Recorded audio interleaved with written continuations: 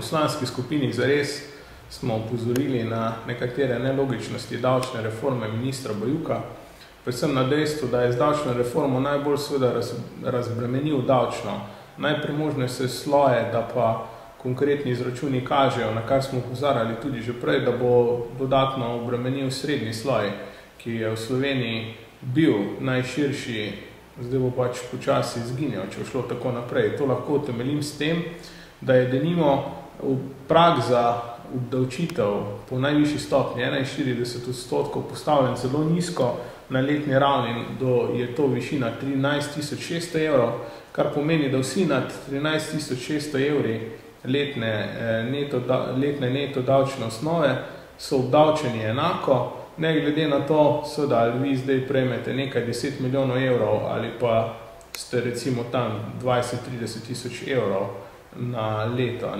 Mejna davčna stopnja seveda na 13.600 evrov je enaka. Predvsem bi morali razmisliti o tem, da se ta prag dvigne, tako da bi večji del srednjega sloja izločili iz najvišje stopnje obdavčitve. Poleg tega je v davčni sistem vnešena cela vrsta absurdov. To se kaže denimo v tem, da je s tem, ko nekdo prejme minimalno plačo v višini 566 evrov bruto in če prejme zraven še nekaj regresa, ta takoj pade v srednji razred.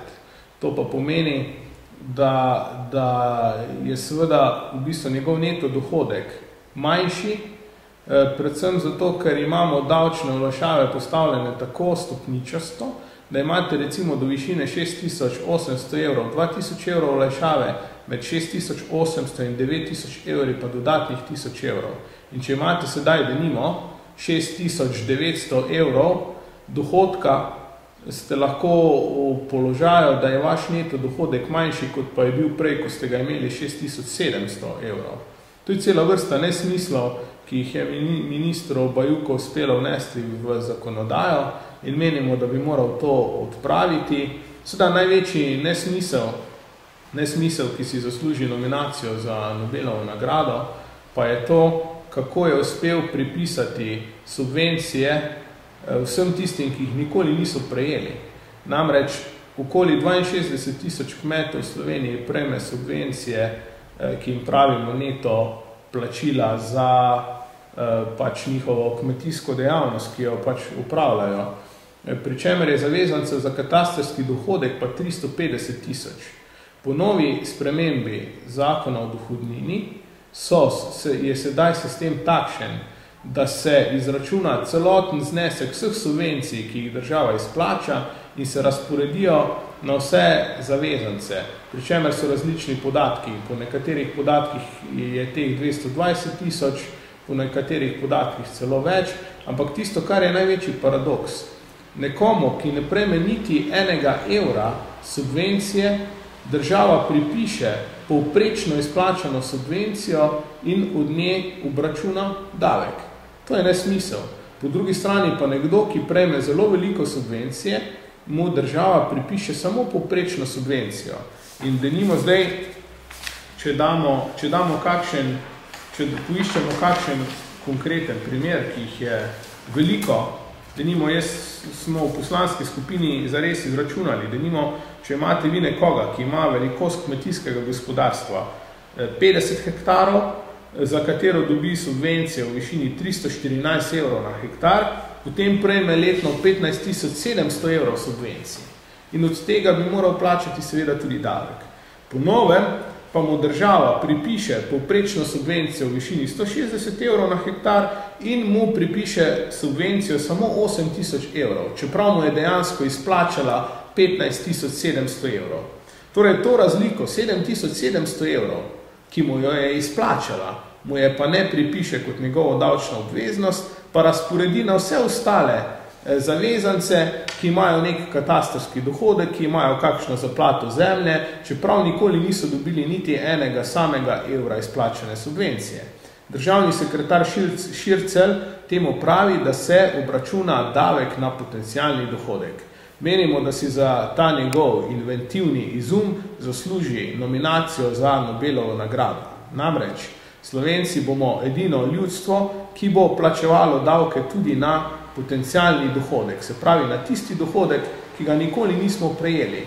In posameznik, ki nikoli ni prejel, niti zahteval, niti enega samega evra subvencije, bo očitno plačal davek tudi na te subvencije.